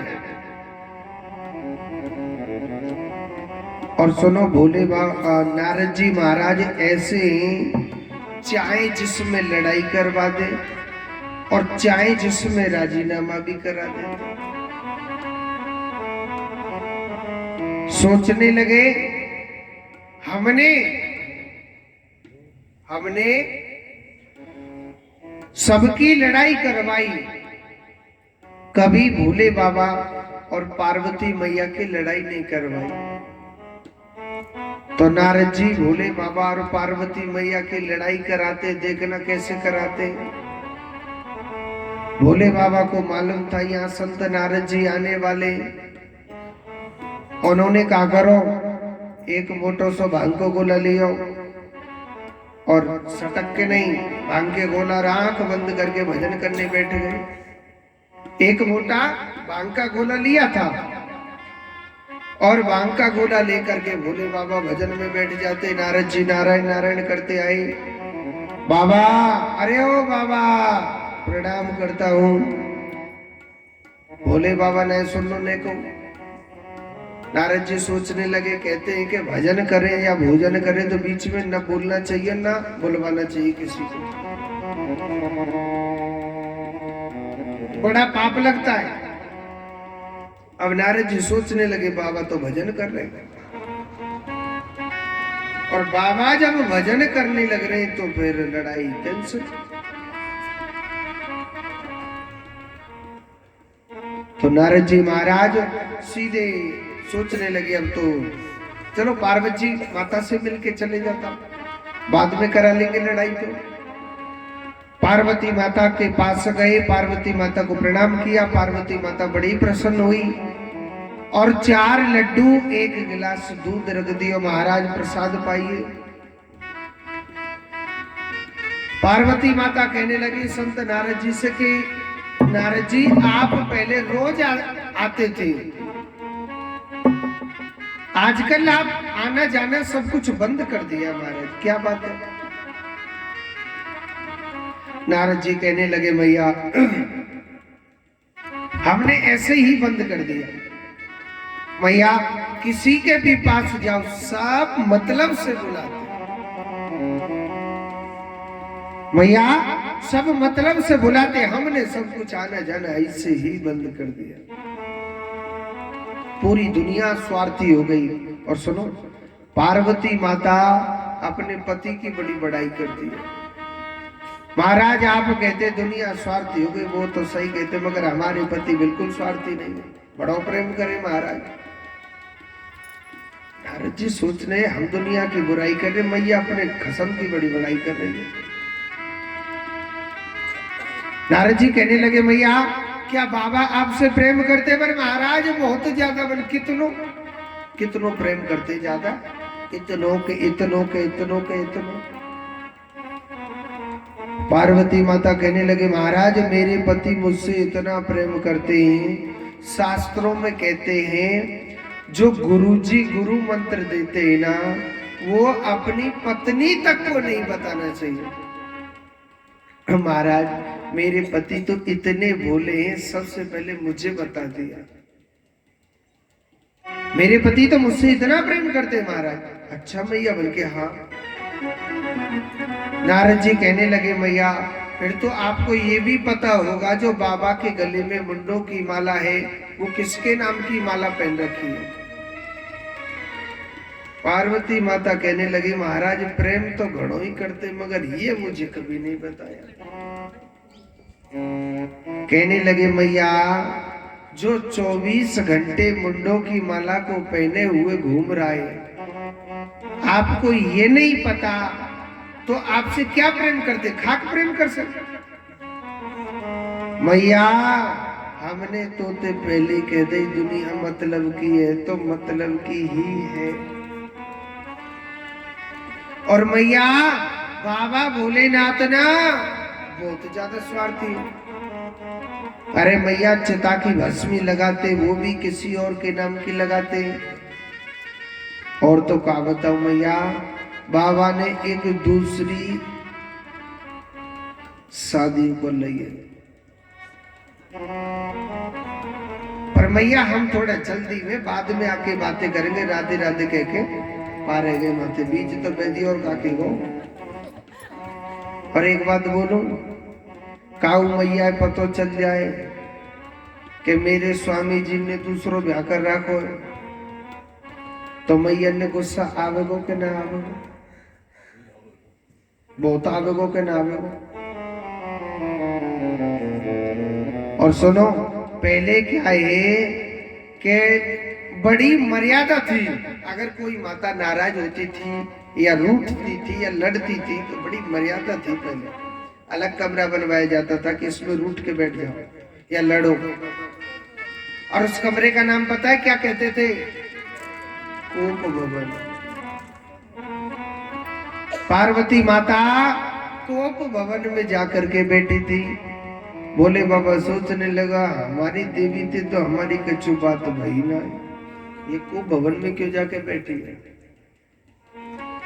भोले बाबा गए त्रिशूल लेकर के, कहने लगे पार्वती माता से कि हे देवी क्या बात है, आप हमसे क्यों नाराज हो। पार्वती माता कहने लगे महाराज सुनो, आप हमसे बातें मत करो और हम आपसे बातें नहीं कर रहे। भोले बाबा कह रहे ठीक है नहीं बात करूंगा, मगर बात तो बताइए बात क्या है। हमने बोल दिया ना आप हमसे मत बोलो और हम आपसे नहीं बोल रहे। भोले बाबा कह रहे ठीक है नहीं बोलेंगे। बात कुछ बता नहीं रही, आंख बंद करके देखा था। भाई भोले बाबा सोच रहे कछु ना कछु तो दार में कारो, और आंख बंद करके देखे तो पूरी दार ही कारी पड़ी है। कैसे, वहां तो संत नारद जी आए हुए। भोले बाबा कहने लगे हे देवी चलो ठीक है आप हमसे बातें मत करो, एक बात बताइए क्या यहाँ पर संत नारद जी आए थे क्या। पार्वती माता कहने लगी हाँ यहाँ संत नारद आए थे। भोले बाबा कहने लगा फिर तो अड्डा कोई कसूर नहीं है जी। अरे जिस घर में नारद जी आ जाते हैं वहां लाख भूषाओं से बातें होती है, यहाँ तो शुक्र है मेरे राम का जो मुंह से काम चल रहा है। पार्वती माता कहने लगी महाराज अच्छा हुआ जो संत नारद मेरी आंखों को खोल के चले गए। भोले बाबा कह रहे हो ज्यादा तो ना खोल दई, मतलब अरे ऐसी कहा बात बोल रही, आप हमसे नहीं बोल रहे हम आपसे नहीं बोल रहे, ऐसी कहा खोल दई हमें तो बता देने। पार्वती माता कहने लगी यहाँ संत नारद जी आए और वो कहने लग रहे थे आपने जो मुंडों की माला पहन रखी है वो किसी और के नाम की है। भोले बाबा कह रहे हाँ वो तो किसी और के नाम की। बस यही बात पर उठ गई। नहीं नहीं एक बात और है। क्या महाराज आप जो चिता की भस्मी लगाते हो वो भी किसी और के नाम की है। भोले बाबा कहने लगा हाँ तो वो तो मैं किसी और के नाम की लगाता।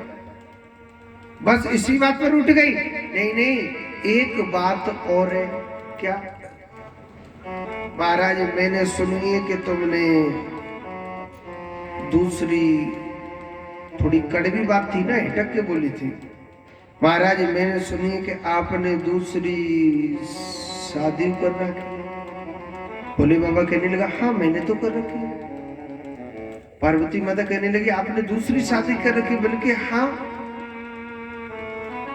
अब तो पार्वती मैया बड़ी जोर से गुस्सा गई। अब तो प्रत्यक्ष को प्रमाण की जरूरत होगा। भोले बाबा कहने लगे देवी मैंने शादी किससे कर रखी है पता है, ये तो पूछ। शादी मैंने कब औरतें नहीं करी तो ही ब्याह करो। कब वो सती को रूप धारण करती है तो तुझसे ही मैंने विवाह रचाया। कभी काल रात्रि, कभी माँ सत्यचंडी, कभी माँ भैरवी। और सुनो जिन जिन रूपों को तू छोड़ती हुई आई उनका मैंने एक एक मुंड काट काट के अपनी माला में पिरो लिया था। और देवी चिता की भस्मी भी तेरी लगाता हूं, किसी और के नाम के नहीं लगाता। अब तो पार्वती मैया और ज्यादा टेंशन में है गई। महाराज एक बात बताओ, मुझसे विवाह किया ठीक है, मेरे नाम के मुंड पहने ठीक है। महाराज मैं तुम्हारे लिए इतनी बार मरी, तुम क्यों ना मरे। तुमने ऐसी कौन सी पुड़िया घोर के पी ली, ऐसी कौन सी जड़ी बूटी पीस के खा ली जो तुम तो मरते ही नहीं है, हम ही क्यों मरते। भोले बाबा कहने लगा हाँ ये बात पूछ सकती, मैंने ऐसी जड़ी बूटी पीस के खा ली है अमर कथा की, और जो अमर कथा सुनता है उसको कभी मृत्यु असर नहीं करती है। तो पार्वती माता जिद बढ़ गई, महाराज आप ही मुझे कथा सुनाइए अमर। हे भोलेनाथ आप बड़े कृपालु है, आपसे बड़ा कोई भी निराला नहीं है। हे भोलेनाथ आप मेरे लिए अमर कथा सुनाइए ना। पार्वती माता पीछे पड़ गई थी। आज भोले बाबा पार्वती माता को अमर कथा सुना रहे हैं, क्योंकि भोले बाबा बड़े दयालु हैं, वो बड़ा कृपालु है भोलेनाथ। ऐसे मेरे भोले बाबा की लीला है, ऐसे मेरे भोले बाबा की कृपा है। और पार्वती माता बड़े भाव से बड़े प्रेम से सुनने लग रही है, और आज भोलेनाथ बड़ी निराली कथा सुनाने लग रहे हैं।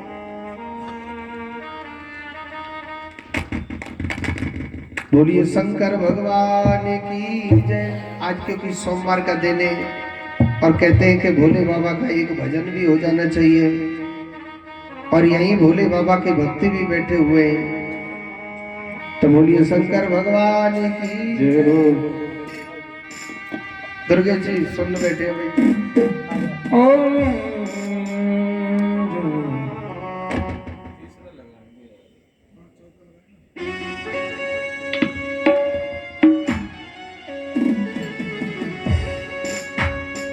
और नहीं कोई और नहीं, भोलेनाथ से निराला, भोलेनाथ से निराला कोई और नहीं, भोलेनाथ से निराला कोई और नहीं, भोलेनाथ से निराला कोई और नहीं,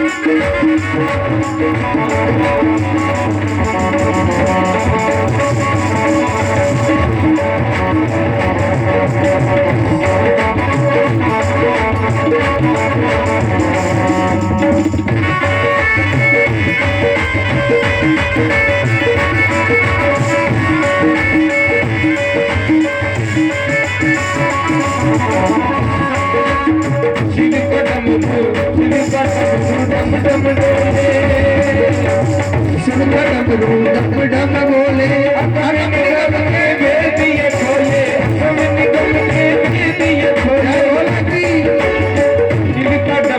डम डम डोले हम निगम के भेदिए खोले, हम निगम के भेदिए खोले, निगम के भेदिए खोले। ऐसा डमरू बजाने वाला और नहीं, डमरू बजाने वाला और नहीं, भोलेनाथ से निराला कोई और नहीं, भोलेनाथ से निराला कोई और नहीं, कोई और नहीं, भोलेनाथ से निराला कोई और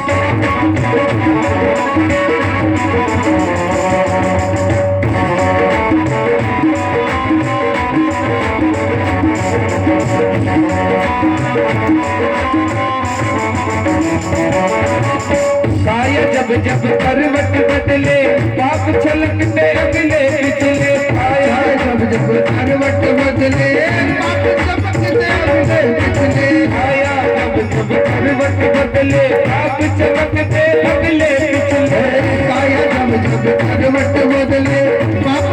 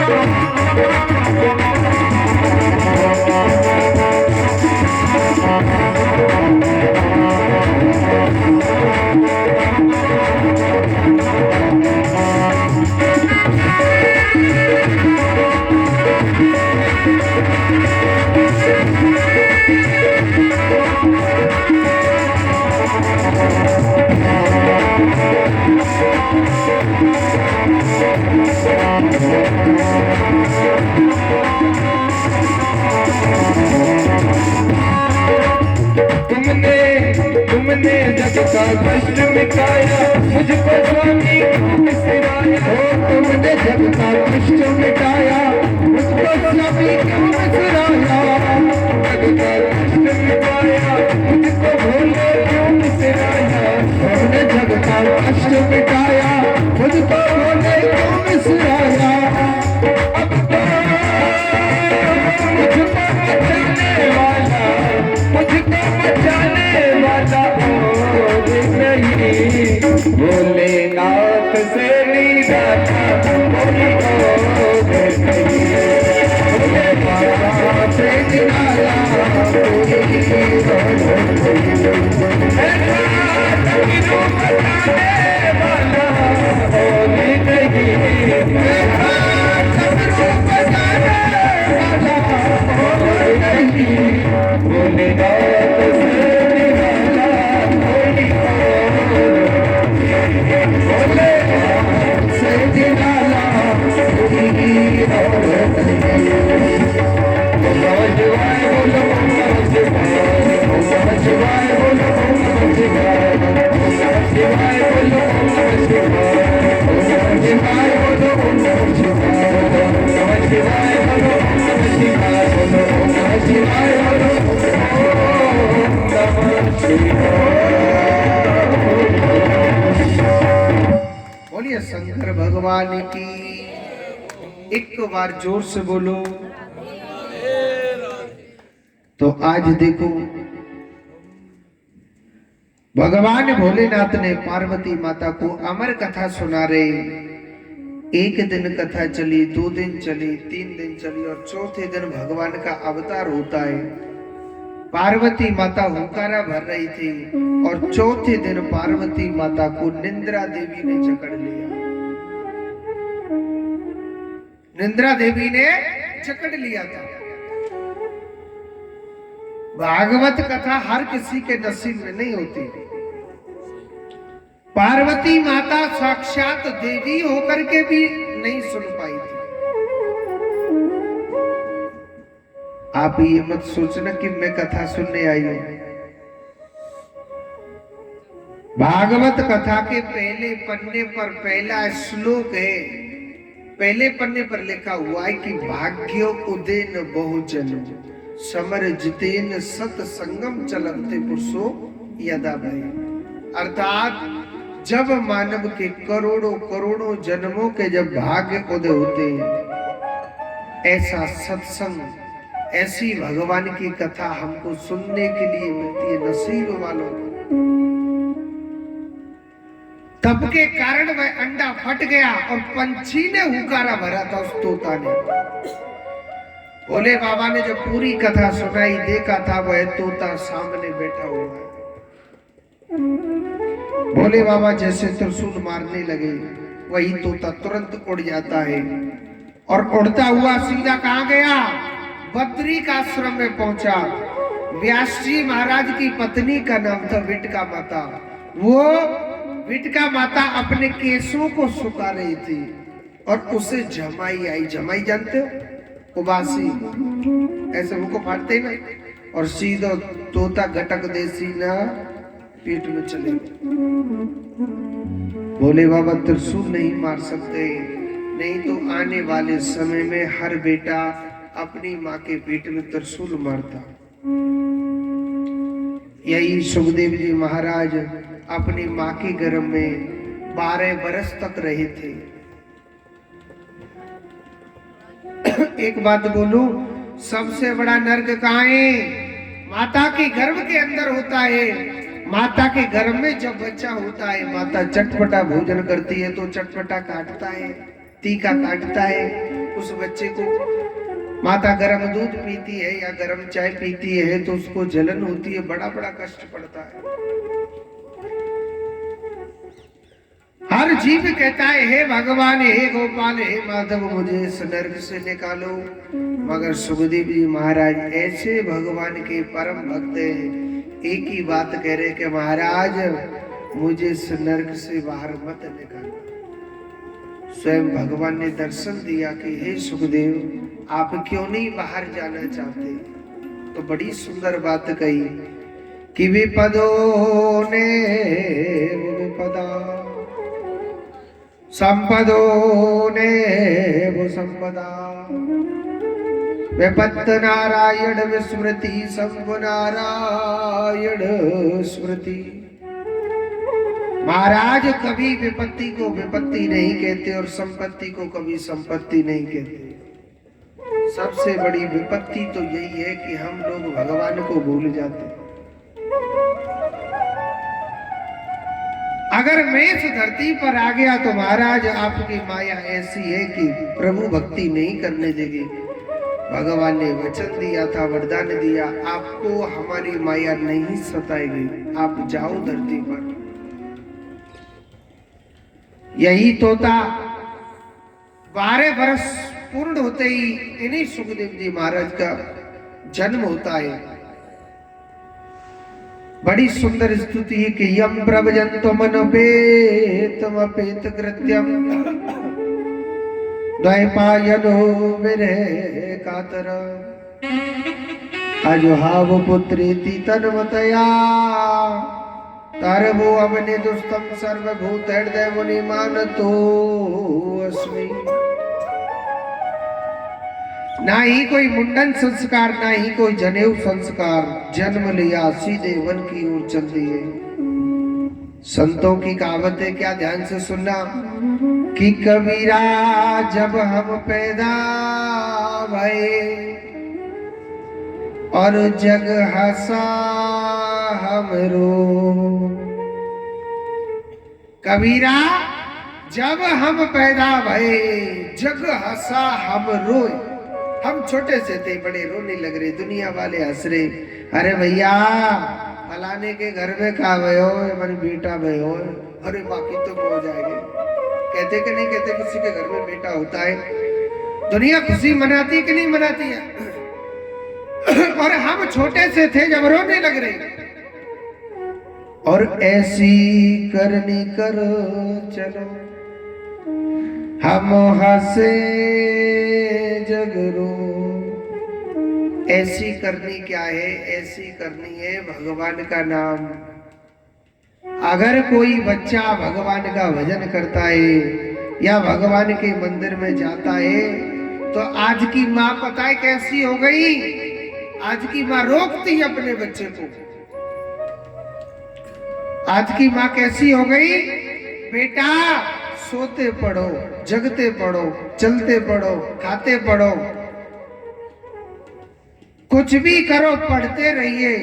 और आज की ऐसी पढ़ी लिखी संतान हो गई जिनके माँ बाप रोडों पर पड़े पड़े दुख भोग रहे। वो संतान कभी नहीं पूछ रहे पिताजी आपकी क्या कष्ट है, क्योंकि वो पढ़े लिखे बच्चे, इंटेलिजेंट बच्चे। और पढ़े लिखे बच्चे माँ बाप की सेवा करें, राम राम राम नहीं करनी चाहिए। आज की ऐसी पढ़ी लिखी संतान हो गई।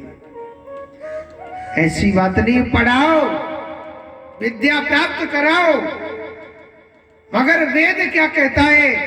अपनी संस्कृति को मत भुलाइए। माँ बाप की सेवा क्या होती है ये वेद क्या कह रहा है? वेद ने कहा है कि जिस बहू ने, जिस बेटा ने अपने सास ससुर की सेवा करिए, तुम्हारी संतान जरूर जरूर सेवा करेगी।